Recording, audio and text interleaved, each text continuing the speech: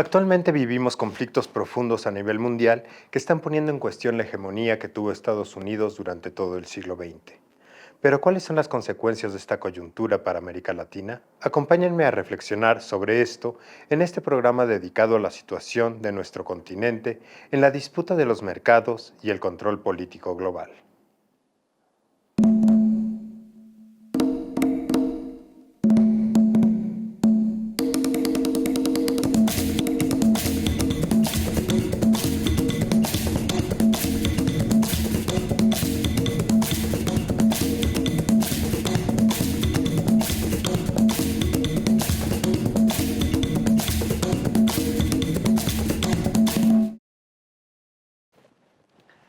En el siglo XX, el mundo ha vivido la hegemonía del poder económico, político y militar de Estados Unidos.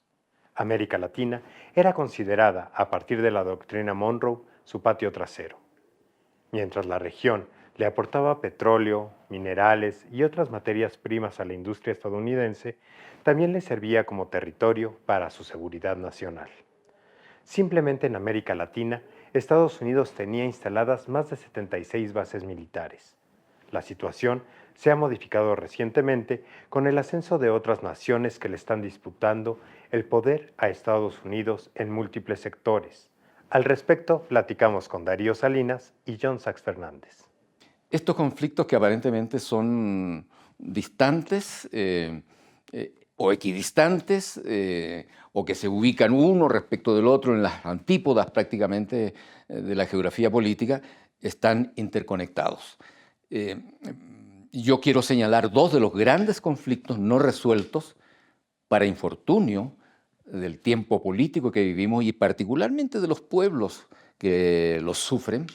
El conflicto en Ucrania, que ha escalado y que hoy día es un teatro de operaciones para el desarrollo de una confrontación bélica, uno, y dos, este genocidio que se está perpetrando a ojos vistas de la humanidad y de los organismos internacionales que muestran no solo sus límites, sino también sus incapacidades para frenar la muerte. Me refiero lo que hoy día vive el pueblo palestino y particularmente la Franja de Gaza ante el criminal asedio que hoy día está perpetrando el régimen sionista con el apoyo que no le ha sido regateado de los factores financieros belicistas de Estados Unidos. El papel de Estados Unidos es primordial ahí. Ha sido el motor que ha llevado a la situación de guerra que tenemos declarada como una operación militar especial. Esa operación militar especial se activa cuando Estados Unidos adopta una política que está siendo inaceptable militarmente por Rusia. ¿Cuál era esa política? Absolutamente.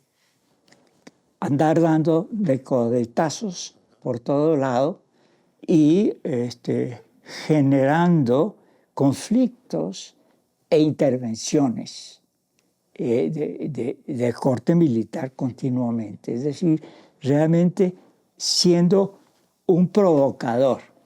Entonces, esto es muy importante destacarlo porque yo creo que podemos hablar de otros conflictos, Taiwán-Pekín, podemos hablar de otros conflictos, Yemen, podemos hablar de otros conflictos, Corea del Sur, Corea del Norte, pero me parece que el centro hoy día de la preocupación que concita la atención preferencial de la conciencia más avanzada, es decir, de la humanidad en su expresión más avanzada, es justamente estos dos espacios. Estos dos espacios que yo creo, por decirlo de una manera asaz esquemática, yo creo que estos dos conflictos que son las expresiones más agudas hoy día que enfrenta la humanidad, obedecen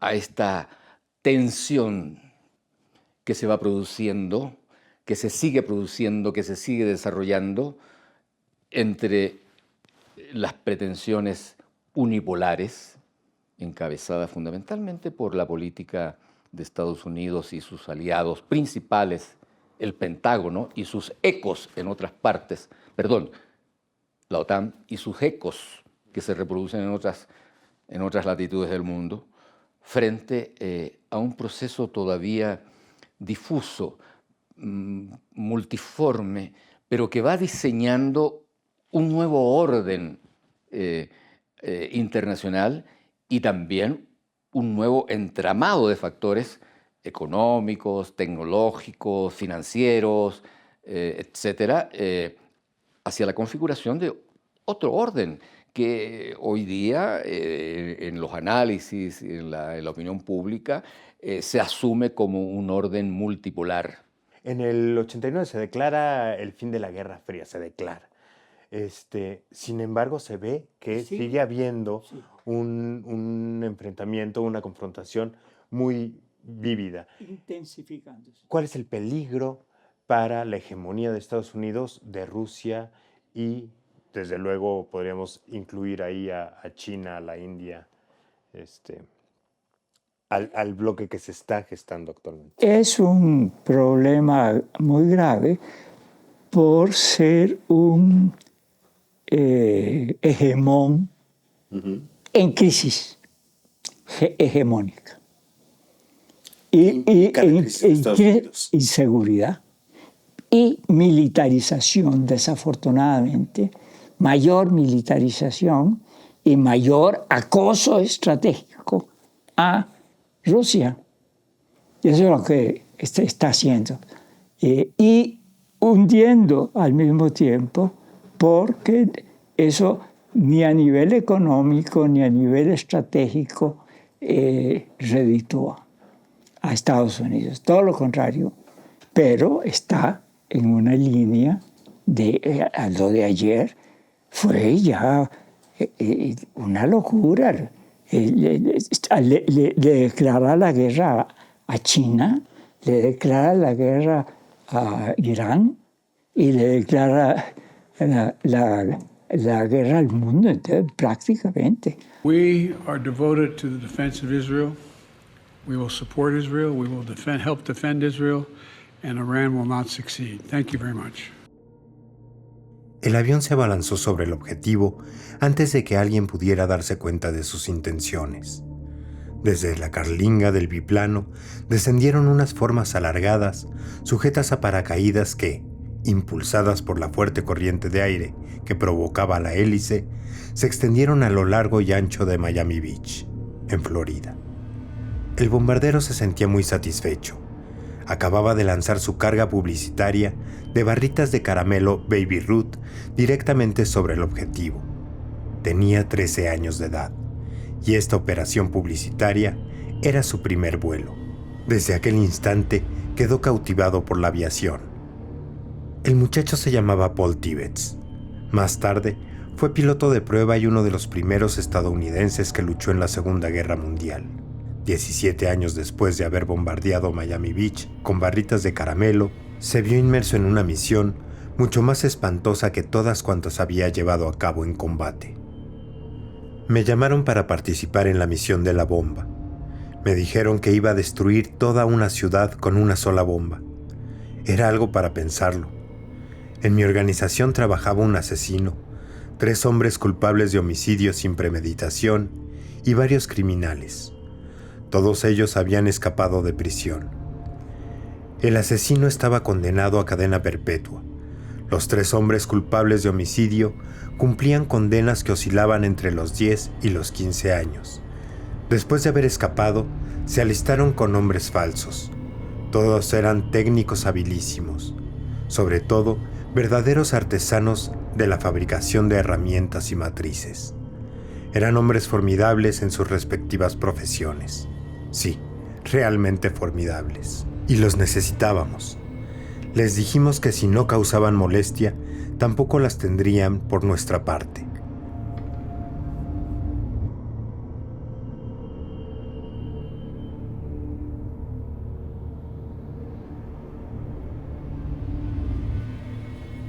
Cuando todo acabó, les entregamos sus antecedentes penales y una caja de cerillas. Acto seguido, les dijimos: podéis quemarlos. Ya ven, no me hallaba al frente de un departamento de policía. La verdad es que dirigía un equipo único en el mundo. Extracto de las entrevistas obtenidas por Gordon Thomas y Max Morgan entre 1975 y 1976 con el general de brigada retirado Paul Tibbets de las Fuerzas Aéreas de Estados Unidos, comandante del vuelo del Enola Gay, el bombardero B-29, empleado en la misión de lanzar la primera bomba atómica sobre Hiroshima. Cuando hablamos de Estados Unidos es muy importante distinguir lo que es Estados Unidos de su pueblo. El pueblo norteamericano es un pueblo tan sensible como los otros pueblos y que viven las especificidades de un mundo anglosajón con su propia historia norteamericana. Y eso hay que distinguirlo de lo que es el gobierno. Y el gobierno en las pugnas fundamentales electorales en noviembre vamos a tener un resultado frente a un accidentado proceso electoral impresentable en alguna de sus dimensiones. Habla de la debacle también de... Sí, efectivamente, esta pugna gerontocrática, y no me estoy refiriendo a un problema poblacional ni demográfico, me refiero fundamentalmente al declive de un sistema político, correlato de su declive en el liderazgo mundial y por lo tanto de su hegemonía internacional. Entonces, más allá incluso de republicanos y demócratas, yo creo que nosotros tenemos que tener muy presente desde América Latina y el Caribe, que estamos enfrentados a un poder no temporal, sino un poder persistente, omnímodo, es decir, que está más allá del gobierno, que está más allá de la pugna entre demócratas y republicanos, que está más allá de la pugna incluso entre la Cámara de Representantes y el Ejecutivo, sino que me estoy refiriendo al poder permanente, al gobierno permanente de Estados Unidos. Esto que fue muy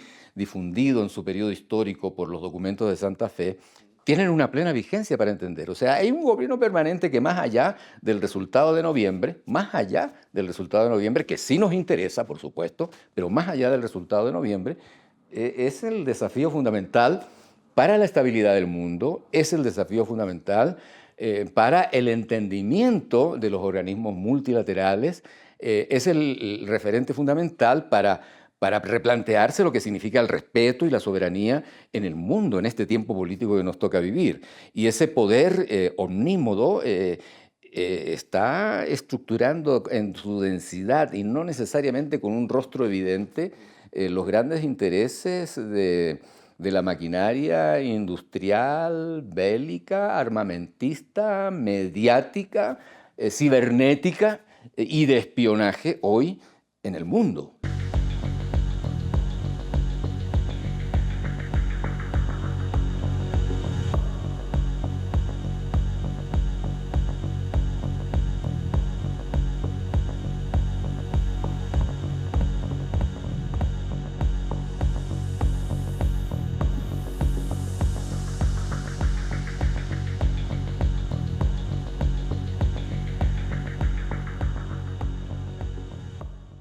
¿Cuál es el papel de Europa en esta confrontación? Es miserable, es miserable. La operación geopolítica más importante que se detecta en el periodo, en este periodo histórico, ha sido el bombardeo de los tubos, ¿cómo se llaman? Los gasoductos. Gasoductos, que son una fuente fundamental, siempre fueron fundamentales para una nación que se declaró usualmente como el motor económico de Europa, que es Alemania. Estamos en un mapa político mundial permeado de conflictos. No todos son interestatales, más bien los menos son los interestatales, pero conflictos provocados por factores hegemónicos, es Eso yo creo que hay que subrayarlo. Los conflictos que vivimos prácticamente en los 5 continentes obedecen en última instancia a este apetito sin límites de la trama de poder que alimenta el hegemonismo en el mundo. Ahora, creo también que estos conflictos no están aislados, para recuperar el sentido de la preocupación. No son conflictos aislados. Y los vasos comunicantes no necesariamente son evidentes para el público en general, para la opinión pública en general, ni tampoco para los más avesados intelectuales que están pensando sobre la dinámica global todos los días. ¿Se está gestando un mundo multipolar? Sí, estamos en pleno proceso. No les gusta para nada, pero es lo que está ahí y se está formando coaliciones fuertes, poderosas, desde el punto de vista bancario, por ejemplo, desde el punto de vista monetario, por ejemplo, ya se están haciendo y pensando las cosas serias que hay que hacer para neutralizar a esa potencia, porque el problema es el error de cálculo en que está actuando Estados Unidos. ¿En qué sentido? En el sentido de subestimar los riesgos, de que las cosas te salgan de control y no puedas controlar. Después estás jugando con fuego. En cuanto al asunto militar. Sí, en cuanto a lo militar. Y sobre todo en cuanto a la disposición de armamento y al despliegue del armamento. Con eso no se juega y sí está jugando. En la propuesta número 3 del documento de Santa Fe, redactado por la CIA en 1980, se puede leer el objetivo militar que tenía Estados Unidos hacia América Latina. Las políticas de la década pasada, con respecto a la venta de armas y a la ayuda para la seguridad, están totalmente quebradas y desacreditadas aquí y en el extranjero. La única justificación a la venta de armas y a la ayuda de seguridad es el fortalecimiento de la seguridad y viabilidad de Estados Unidos y sus aliados en el sentido más amplio. Nuestro papel de liderazgo y nuestra tecnología nos imponen esta onerosa responsabilidad. Ahora nos debemos poner en marcha para enfrentar ambas amenazas, la externa y la interna, utilizando la asistencia de seguridad para fortalecer nuestros intereses nacionales. Esta ayuda adopta muchas formas y debería ser cuidadosamente diseñada para satisfacer las necesidades mutuas de nuestros aliados y amigos, a través de una cuidadosa evaluación realizada conjuntamente con nuestros aliados. Podemos utilizar las grandes reservas de talento y fuerzas disponibles en este hemisferio a fin de afrontar la amenaza. Combinando nuestro arsenal de armamentos con los contingentes humanos de las Américas, podemos crear un hemisferio libre de las amenazas, capaz de resistir la agresión soviético-cubana. Utilizando nuestro entrenamiento militar en este país, Estados Unidos puede proporcionar no solamente un liderazgo profesional de primera clase, sino también un modelo moderado para el resto de los contingentes militares de las Américas y sus familias.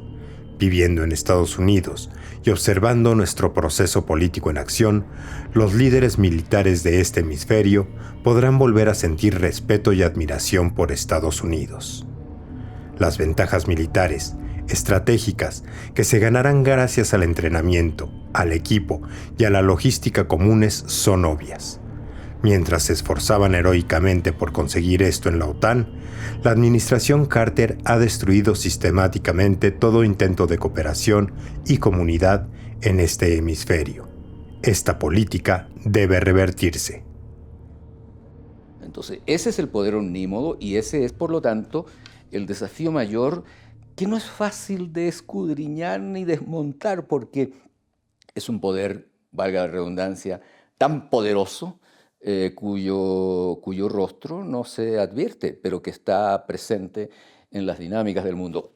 Eso por un lado. Y por el otro, yo quiero decir algo. La especialidad de este, si se nos permite la palabra, la especialidad es hacer la guerra, es invadir, buscar recursos y justificar cualquier problema en cualquier parte del mundo como un asunto de su seguridad nacional.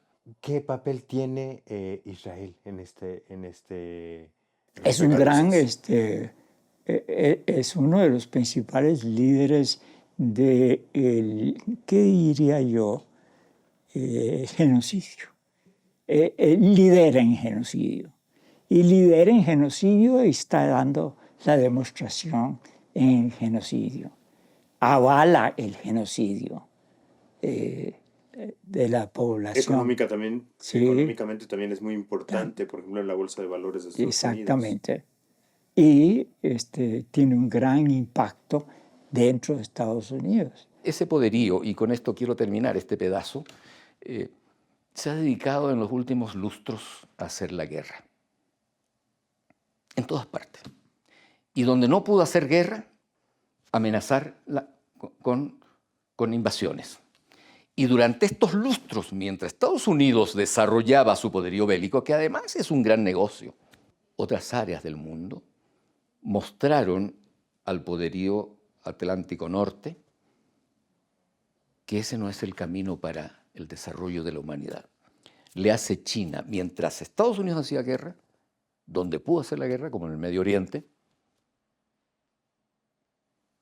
y en otras regiones del mundo, China empezó a desarrollar una política distinta, no belicista, y ocupando espacios. O sea, los espacios que se abandonan, como en la vida misma, serán espacios que habrán de ser ocupados. Y China fue ocupando con una propuesta comercial, tecnológica, de cooperación, espacios muy importantes en muchas partes del mundo.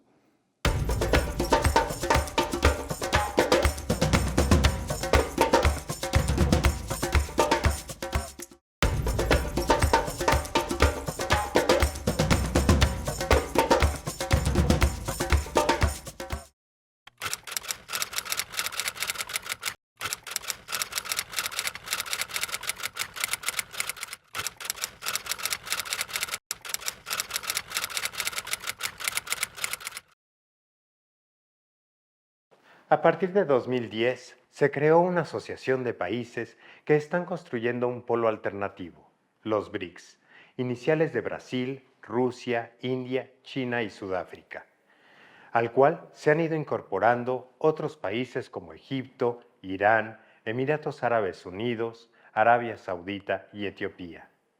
Los países que integran los BRICS, además de tener cerca del 40% de la población mundial, llevan la delantera en gran parte de los rubros tecnológicos. Han aumentado de forma significativa sus mercados y se plantean cosas tan importantes como la desdolarización, es decir, que el dólar deje de ser un referente para el intercambio internacional. Y que se va armando en alianza, ¿no? Están los BRICS Plus, digamos.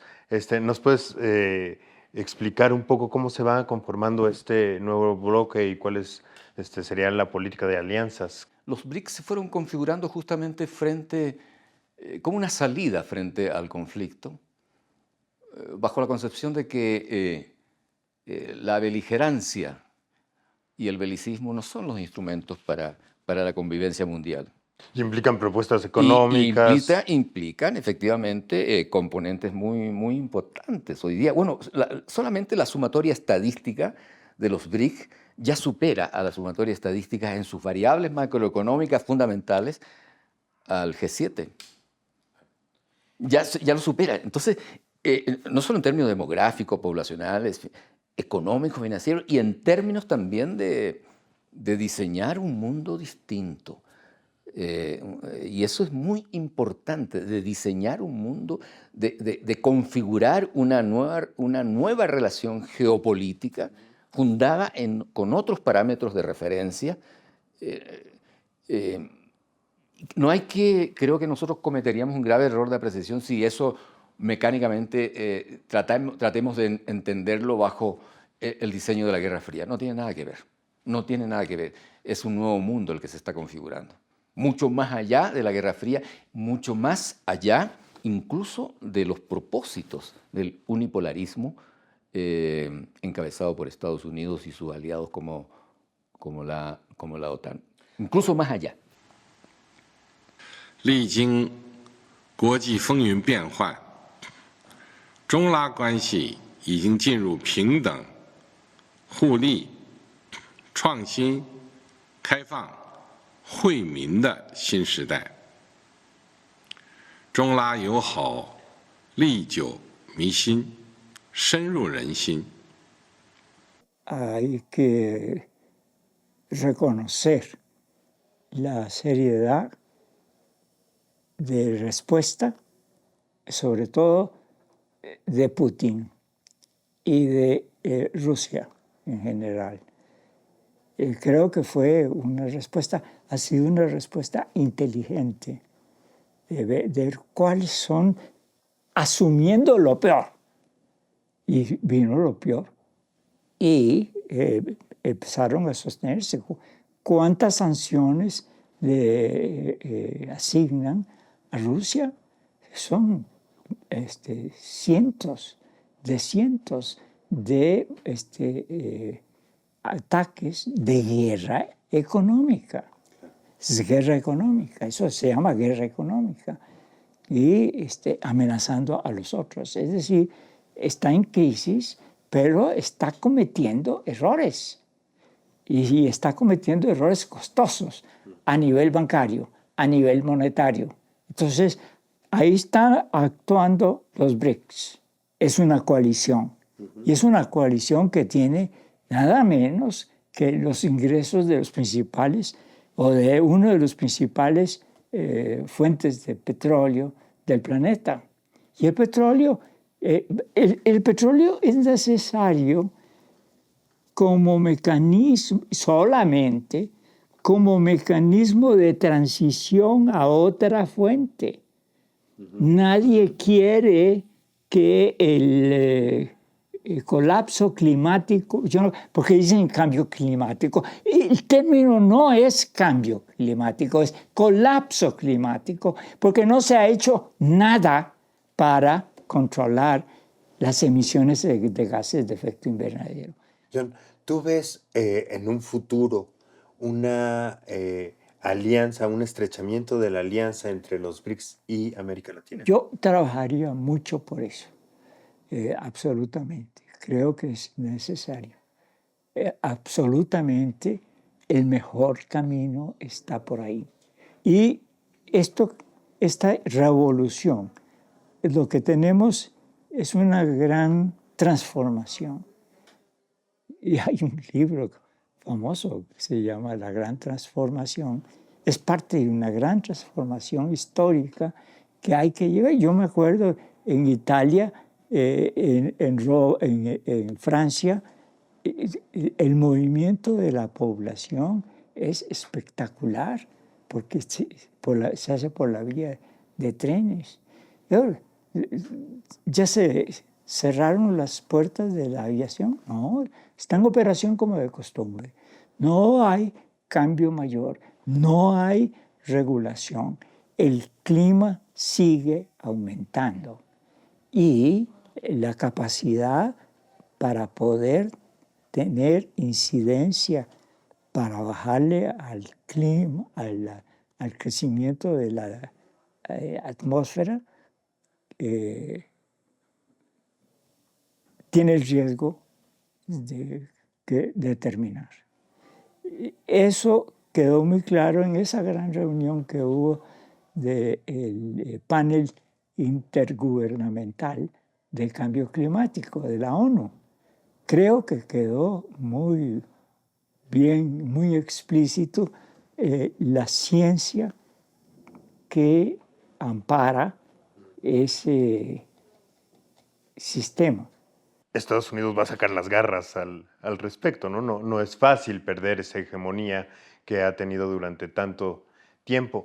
¿Cuál es el papel de América Latina en esta confrontación? Bueno, el papel que le asigna el unipolarismo y la hegemonía norteamericana estadounidense en crisis para América Latina y el Caribe es un papel neomonroísta, es decir, dependiente bajo el alero norteamericano, cuidadoso de que no haya interferencia de factores extracontinentales. La doctrina Monroe es muy importante. Estos 200 años de referencia en términos valóricos, es decir, cómo se concibe una potencia como la norteamericana, sigue siendo una idea totalmente vigente.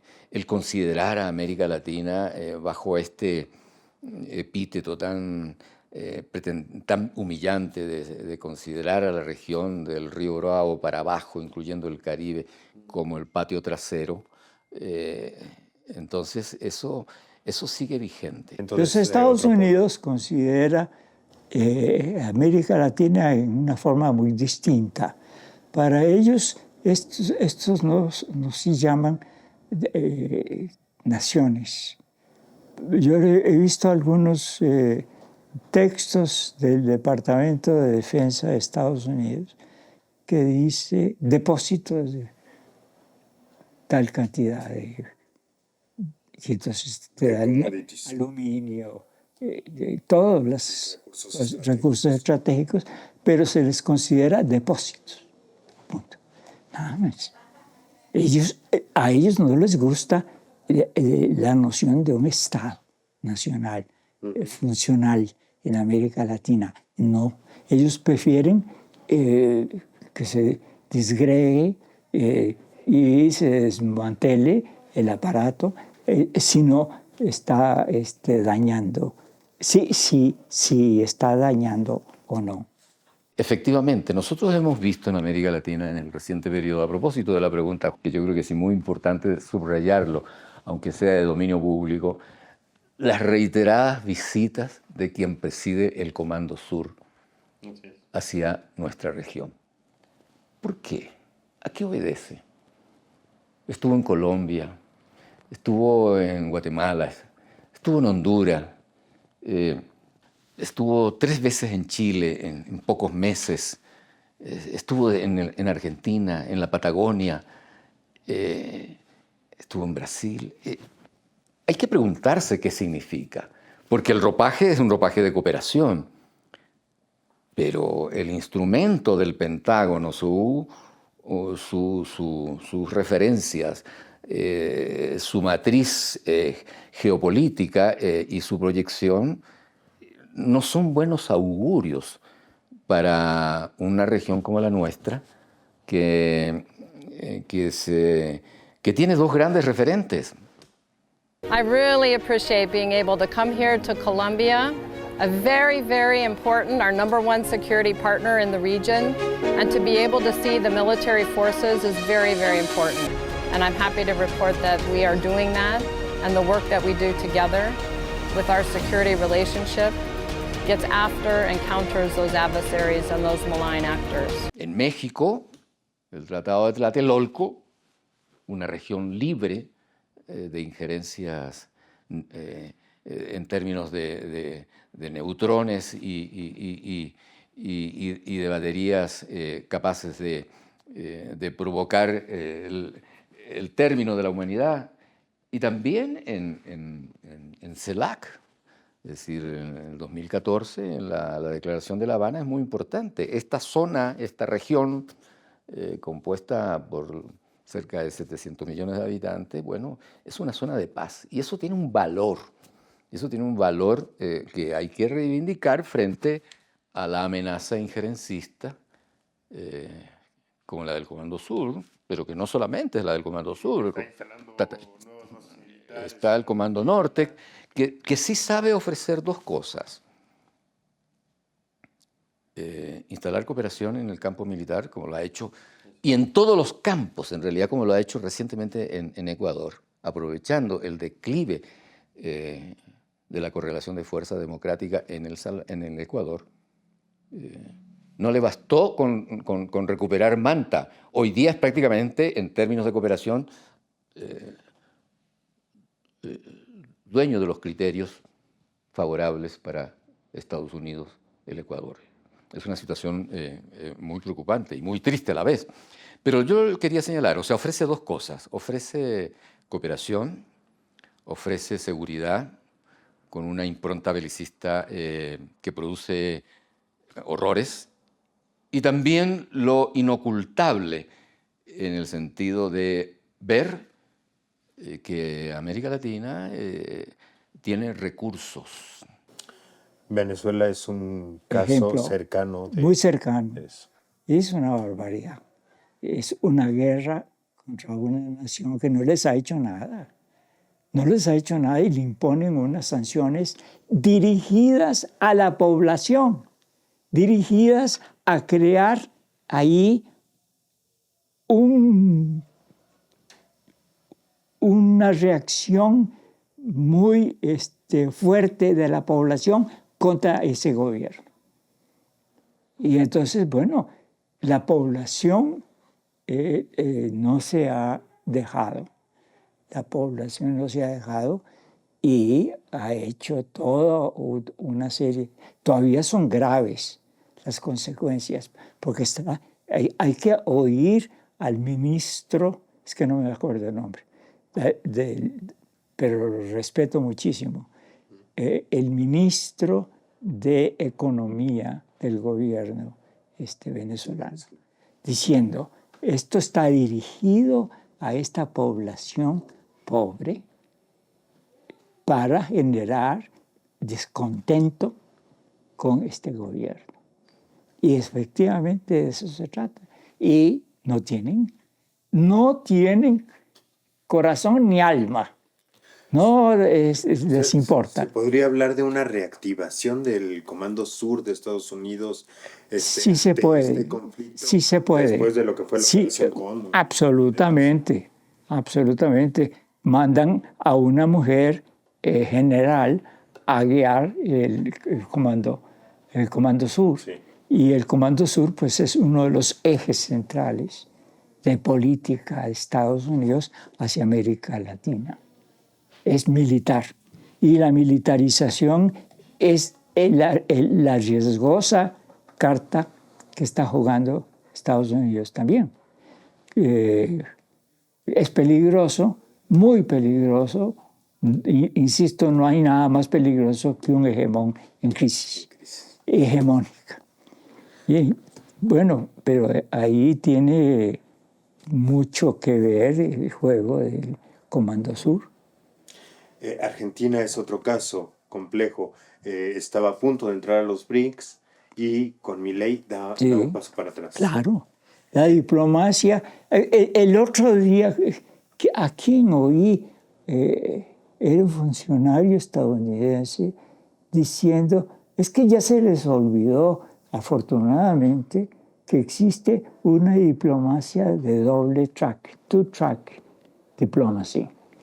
Y entonces, una es la NICE, aquí está con el embajador de Estados Unidos, qué bien, los lazos mutuos y todo. Y luego está la otra, que es la privada, la subterránea, la política de desmantelamiento y de ataque y de poner frenos y de poner tanta desgaste como sea posible al gobierno. En la década de los 70s, los golpes militares eran principalmente con las Fuerzas Armadas. Ahora también se están llevando a cabo la guerra jurídica como parte de el lawfare. Siempre ha habido lawfare, pero ahora está más sistematizada. Ya no se metan ustedes, nosotros vamos a hacer esta cosa. Y sí, es el lawfare para ya bajarle también.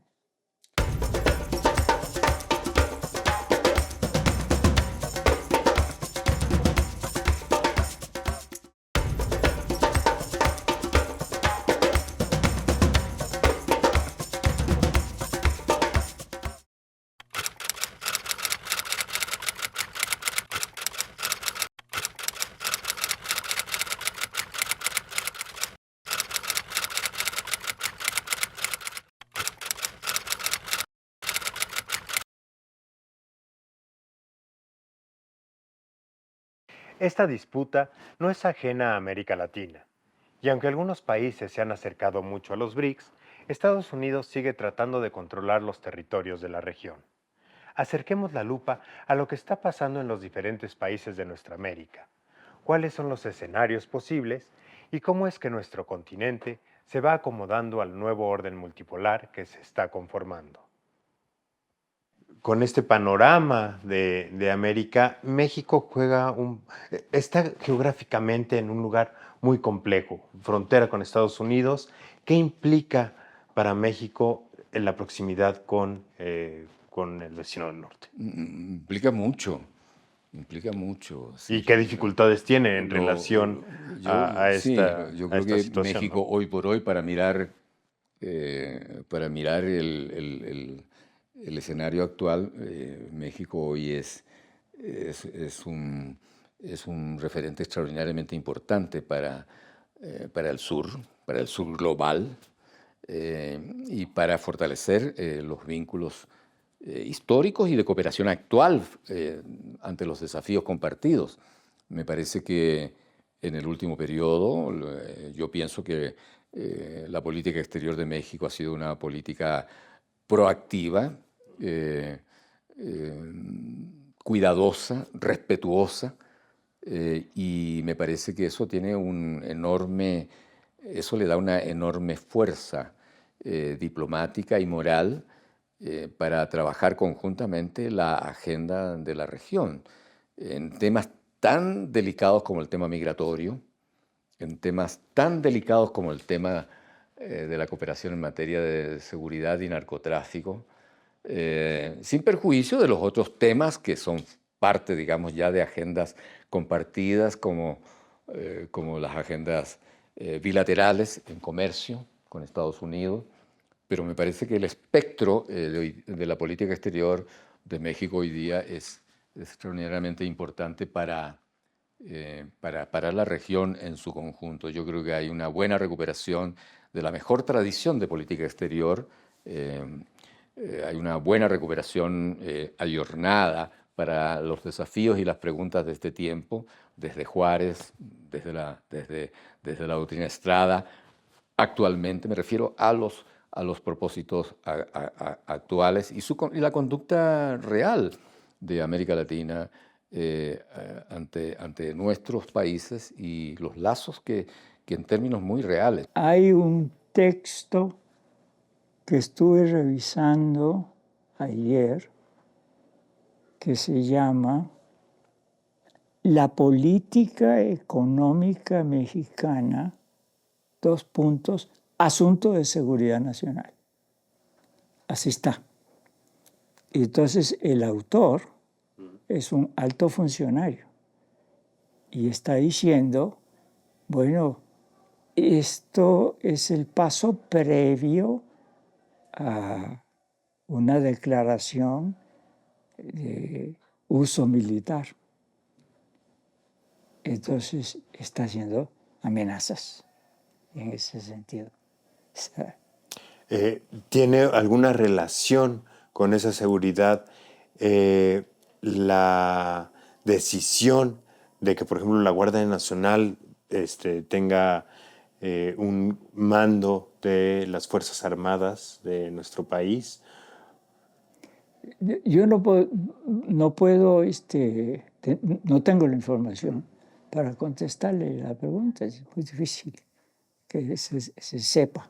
Pero uno puede asumir que no fue bienvenida la noticia. Sí.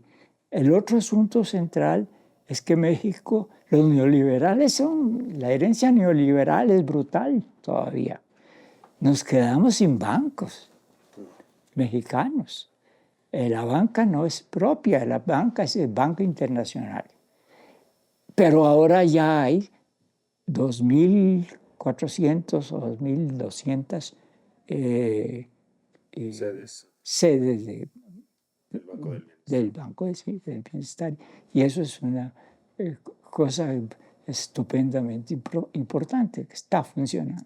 Por ejemplo, un elemento muy coyuntural que no se puede desmerecer, me parece, a pesar de que, no obstante tocar la coyuntura, esta relación México, Brasil y Colombia frente al conflicto postelectoral de Venezuela, me parece que es extraordinariamente aportador,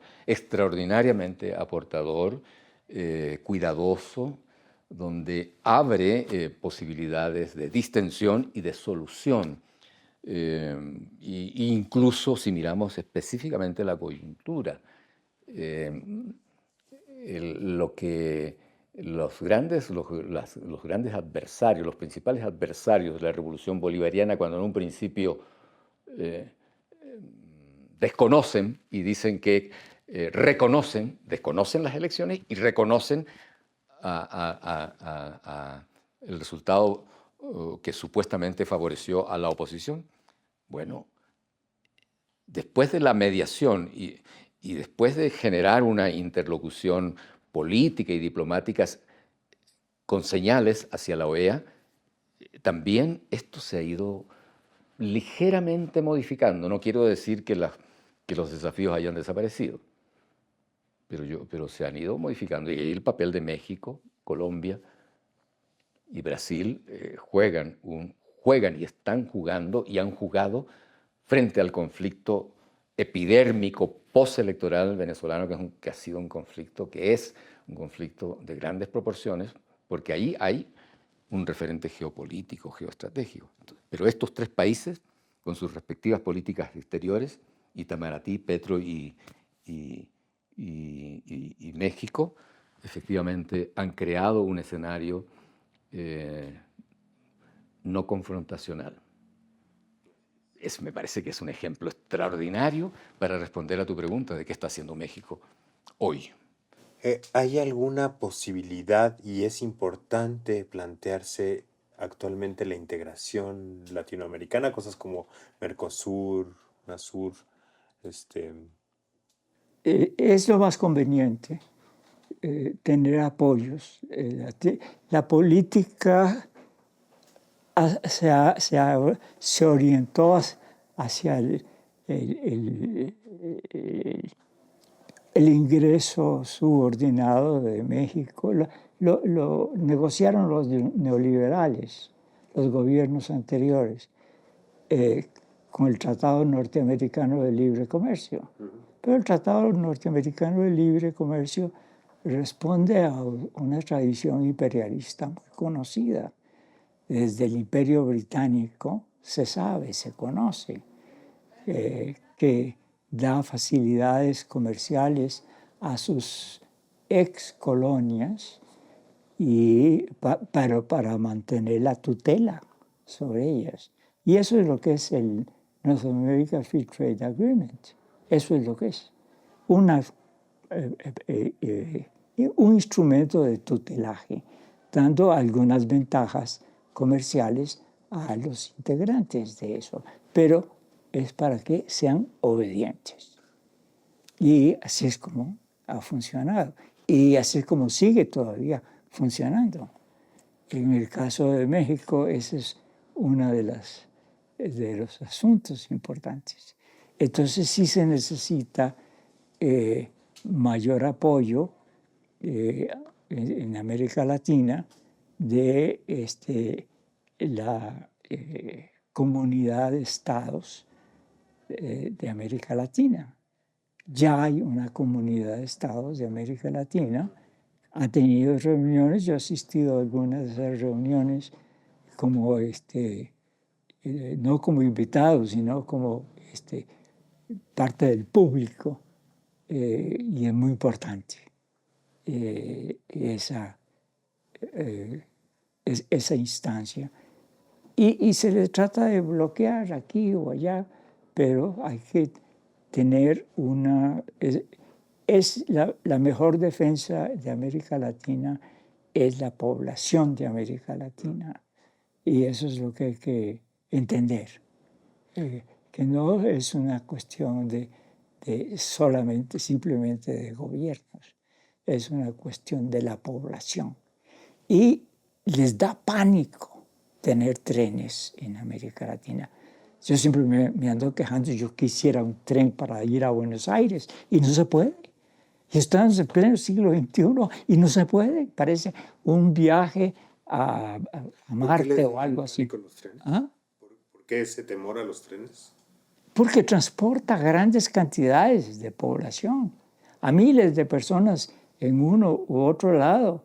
Y eso facilita, si tiene precios bajos.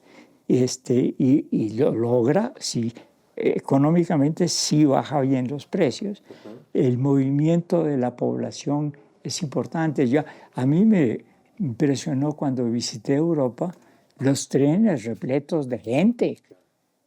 Y que comunica a las personas, el movimiento de personas les espanta.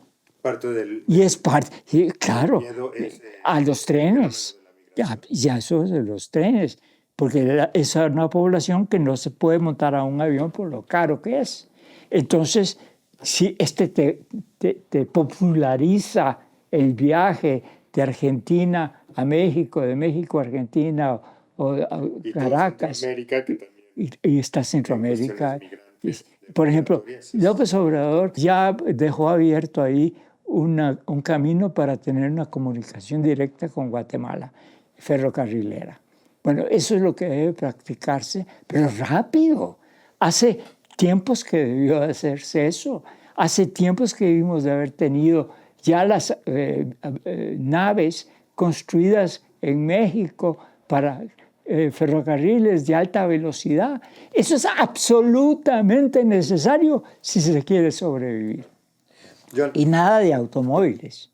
Eso es colectivizar el transporte de las naciones latinoamericanas, pero de la población fundamental, que esa población desarrolle ese fundamental también para detener el colapso climático. y conoce y reconoce a sus amistades y a su pueblo. Y cada una tiene su pueblo.